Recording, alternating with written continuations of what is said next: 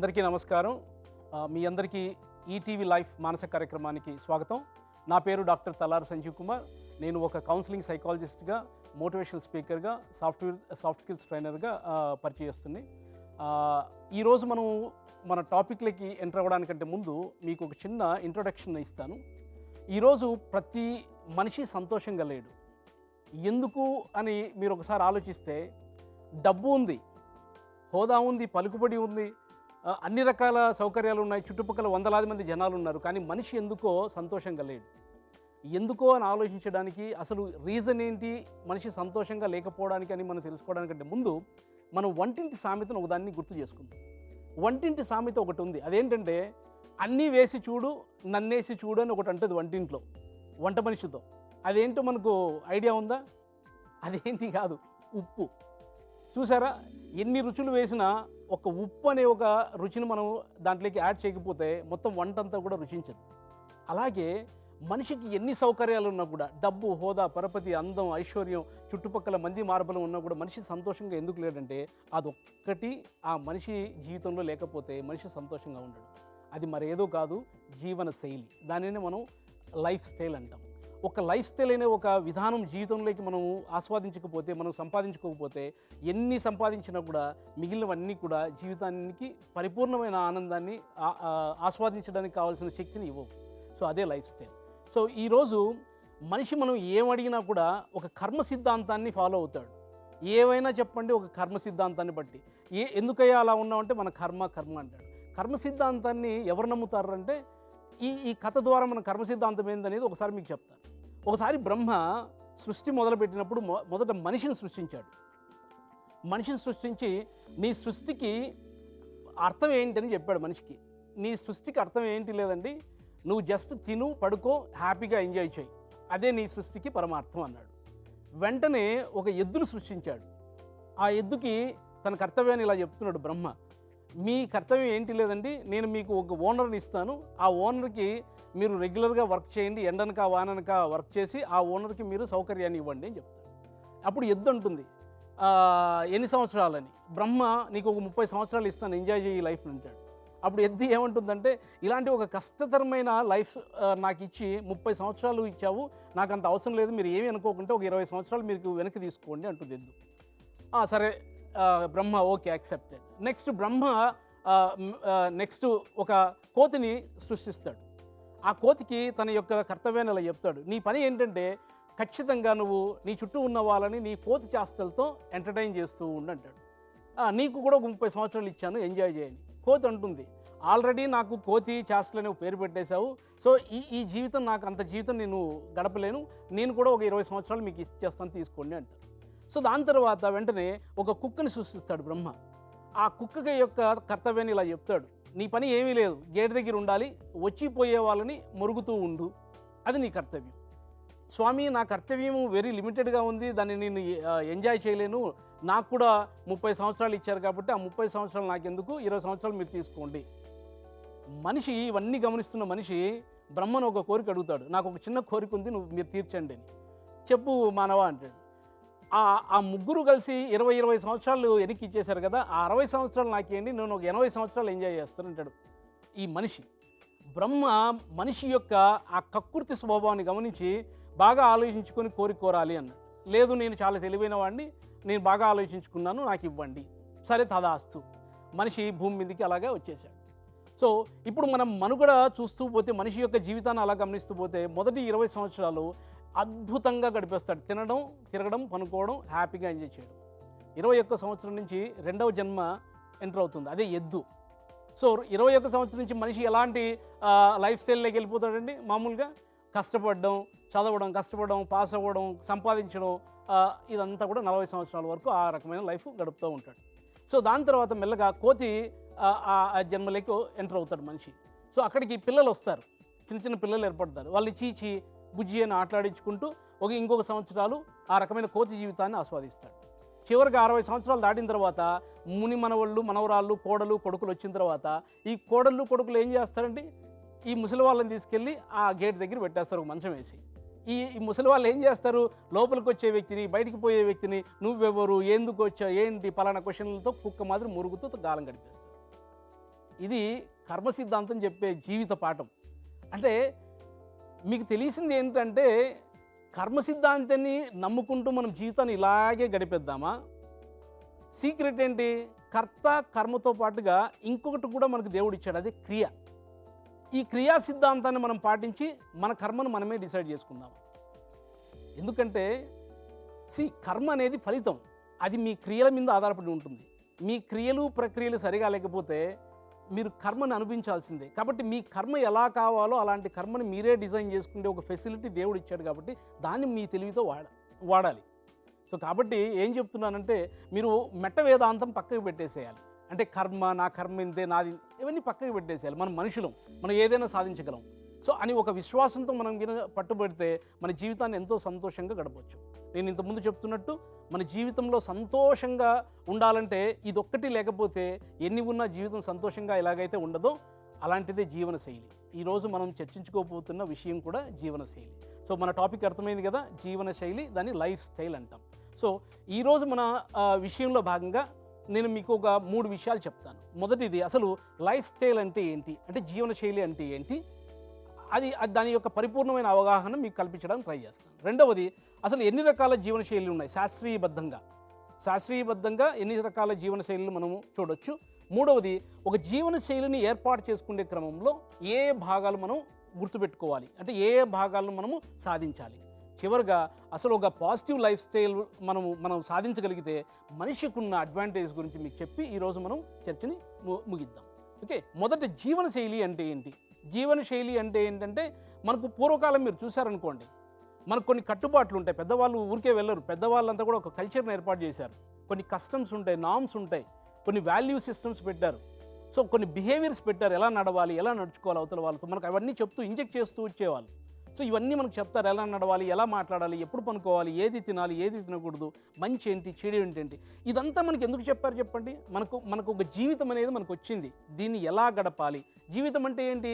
Time, కాలం, అంతే. ఈ కాలాన్ని మనం ఎంత ప్రొడక్టివ్గా గడపాలని చెప్పడానికి మనకు కొన్ని కట్టుబాట్లు, ఒక కల్చర్, ఇవన్నీ పెట్టారు. సో ఇవన్నీ మనకి ఏం చెప్తాయి? ఒక వ్యక్తి తన కాలాన్ని ఎలా గడుపుతున్నాడని చెప్పడానికి ఇవన్నీ మనం ఉపయోగిస్తాం.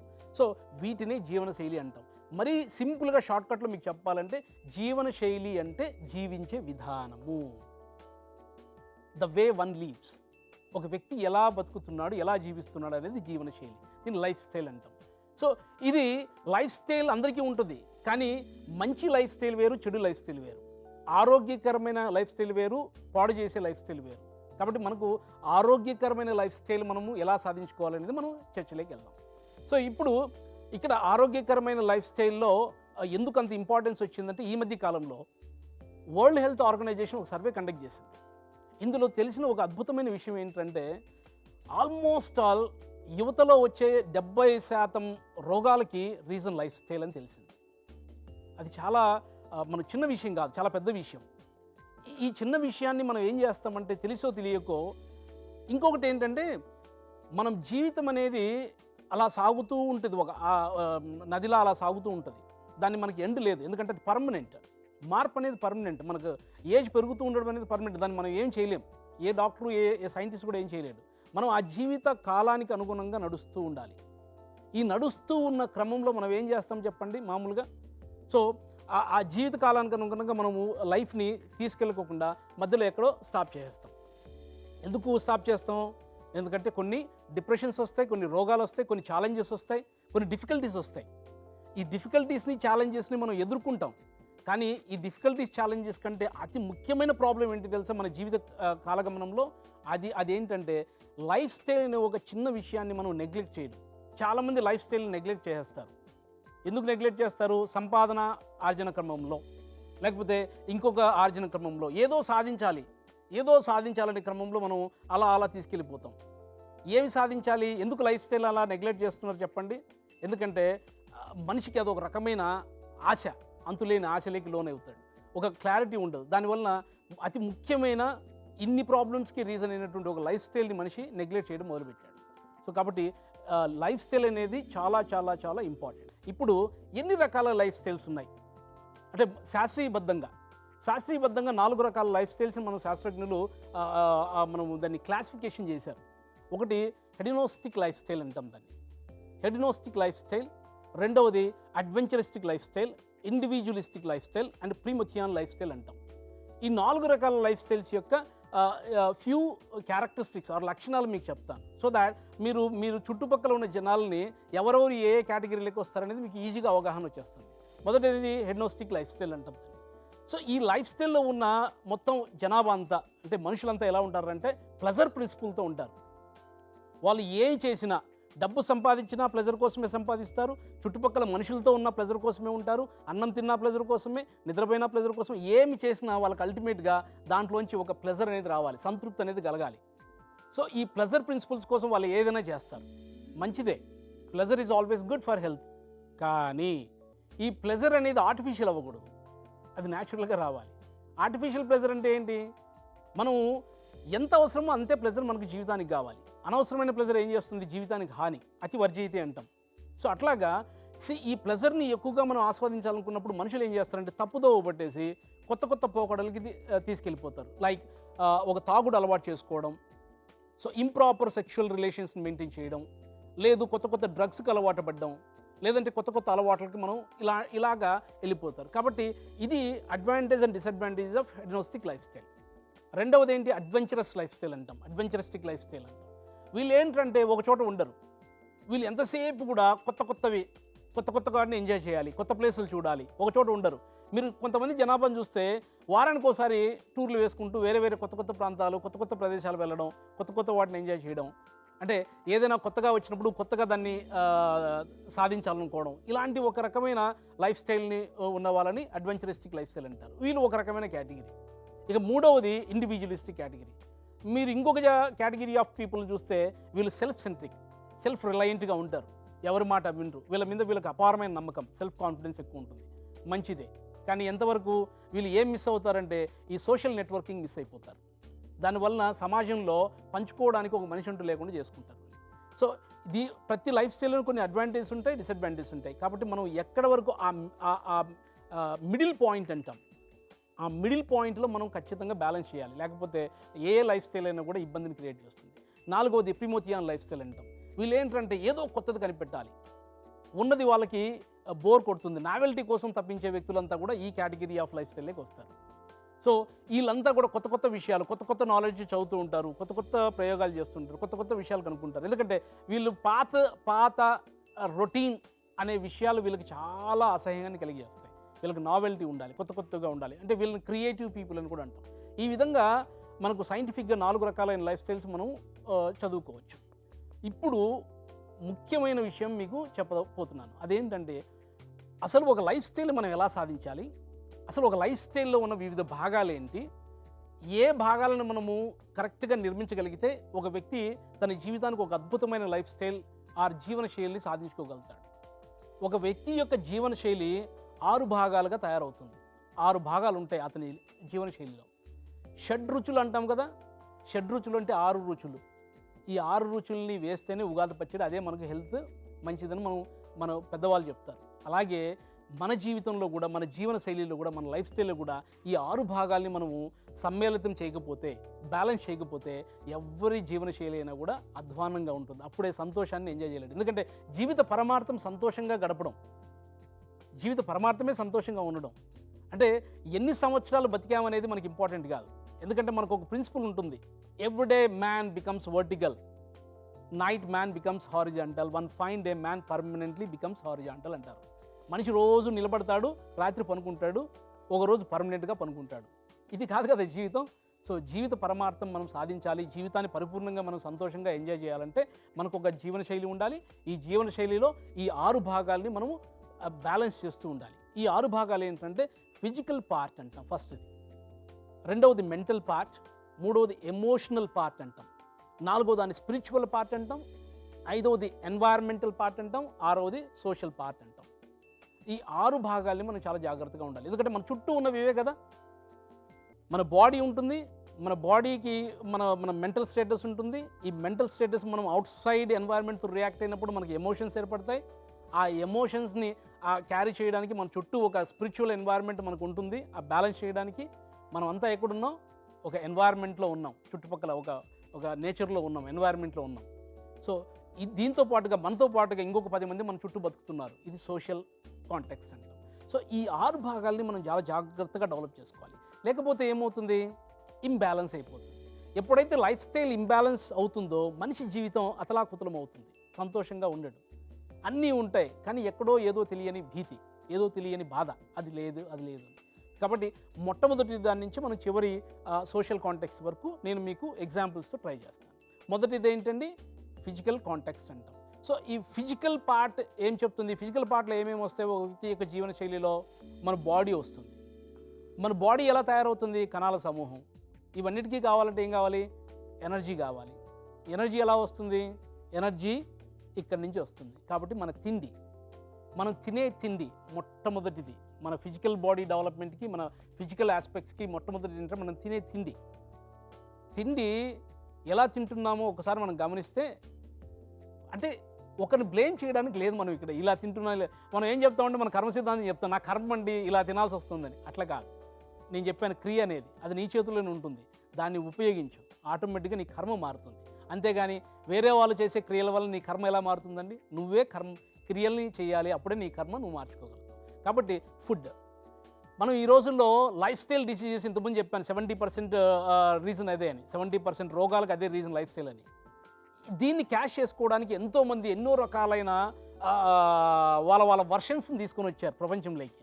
ఎందుకంటే ఒక రోగి ఇంకొకటికి బిజినెస్, వాడు కూడా రోగే, ఒక రోగి ఇంకొక రోగికి బిజినెస్ ఈ రోజుల్లో. సో కాబట్టి మీ లైఫ్ స్టైల్, మీ ఎమోషన్స్ క్యాష్ చేసుకోవడానికి ఎంతోమంది ఎన్నో రకాలైన మాటలు మీకు చెప్తారు. ఫుడ్లో మనకు ఒక విషయం ఎప్పుడు మనం వింటుంటాం, లో క్యాలరీ ఫుడ్, లో ఫ్యాట్ ఫుడ్. ఈ పదాలు మనకు చాలా ప్రముఖంగా వినపడతాయి.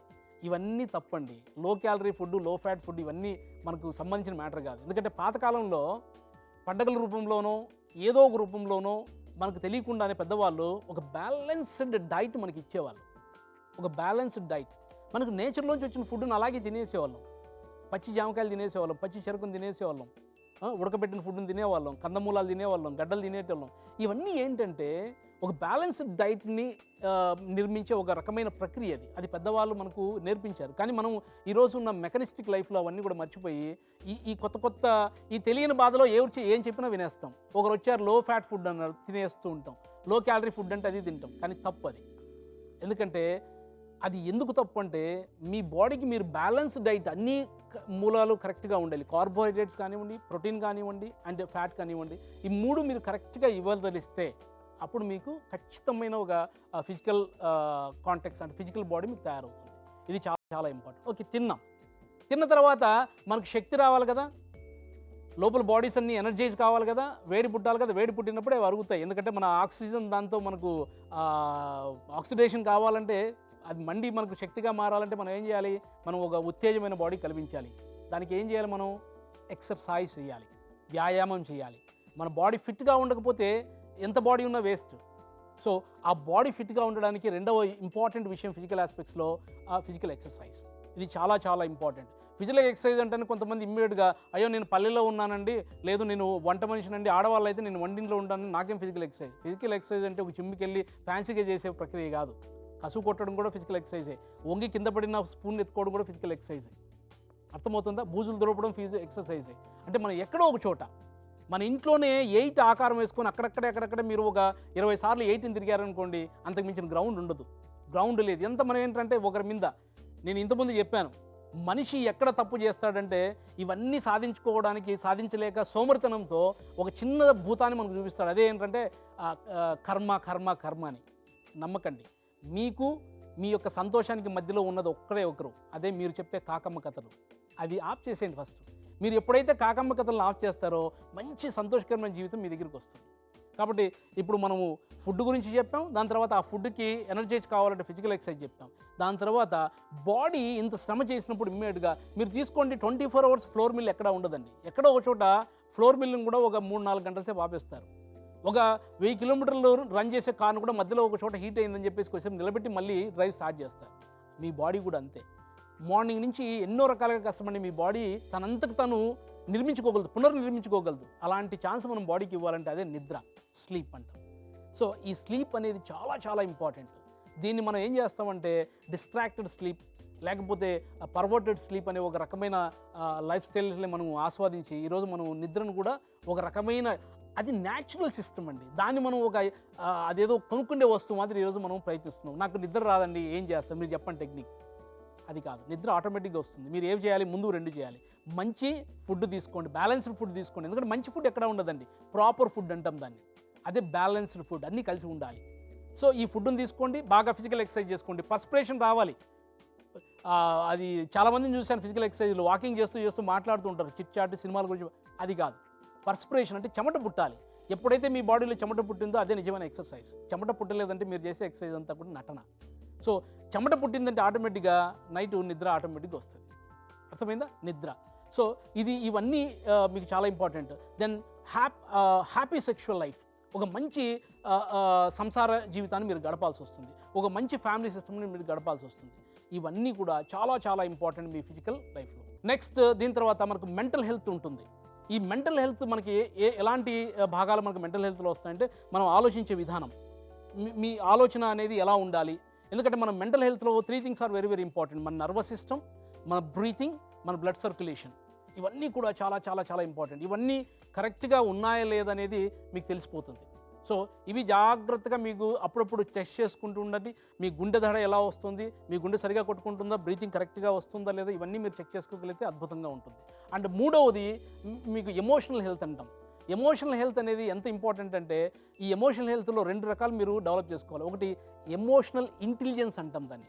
రెండవది ఎమోషనల్ రెగ్యులేషన్. మీ ఎమోషన్స్ రెగ్యులేట్ చేయడం, దానికి మీ ఇంటెలిజెన్స్ని యాడ్ చేస్తూ మీరు ఎమోషన్స్ని ఎగ్జిబిట్ చేయడం. ఇక్కడ మనం రియాక్షన్కి అండ్ రెస్పాన్స్కి ఒక చిన్న ఎగ్జాంపుల్ చెప్తాను. సో రియాక్టింగ్ అవ్వడం అంటే ఏంటి, వితౌట్ ఇంటెలిజెన్స్ మనం ఇమ్మీడియట్గా వెళ్ళిపోవడం. అవతలోడు వచ్చి తగిలాలనుకుంటే బుద్ధి ఉందా లేదంటాం, రియాక్షన్. అవతలోడు వచ్చి తగిలినప్పుడు ఆలోచించి ఎందుకు తగిలావమ్మా అని అడగాలి. సో ఇలా తగిలాను, ఓహో అలానా, ఓకే ఇంకోసారి తగలకు, రెస్పాన్స్.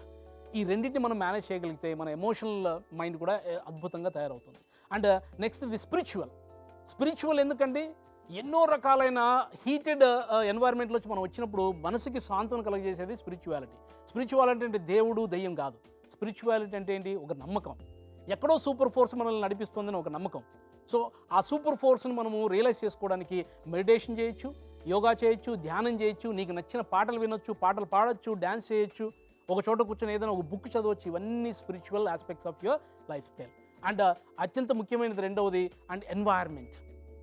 మీ చుట్టుపక్కల వాతావరణం గమనించుకోండి. ఎందుకంటే మనం ఎన్వైర్న్మెంట్లో ఇంటర్డిపెండెంట్గా ఉండాలి, ఇండిపెండెంట్గా ఉండకూడదు. మనం ఎంతసేపు ఉన్నాక ఎన్వైర్న్మెంట్ మనకి ఇచ్చిన, ప్రకృతి మనకి ఇచ్చిన దాన్ని కన్జ్యూమ్ చేయడానికి చూస్తాం తప్ప మనం ఎంత పొల్యూట్ చేస్తున్నాం అనే దాన్ని మర్చిపోతాం. పొరపాటు. మనం ఎంత కన్జ్యూమ్ చేస్తున్నాం అనే దానికంటే మనం ఎన్వైర్న్మెంట్ని ఎంత పొల్యూట్ చేస్తున్నాం అనేది మనం దృష్టిలో పెట్టుకుంటే ఎన్వైర్న్మెంట్ మనము కలిసి బతకొచ్చు. దాన్ని ఇంటర్డిపెండెన్సీ అంటాం. సో అందువల్లనే కరోనా వచ్చింది, పొల్యూషన్ ఎక్కువైపోయి. So dependency and independency both are danger.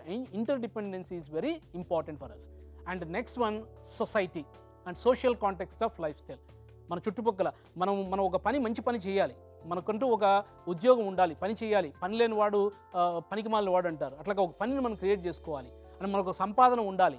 మన పెద్దవాళ్ళు మనం గమనించాలి, మన పిల్లలకి మనం మార్గదర్శకులుగా ఉండాలి, మనం ఒక రోల్ మోడల్గా తయారవ్వాలి. ఇవన్నీ కూడా మనం ఎలా చేయాలనేది మీరు ఆలోచించగలిగితే మీ social part of life style కూడా అద్భుతంగా తయారవుతుంది.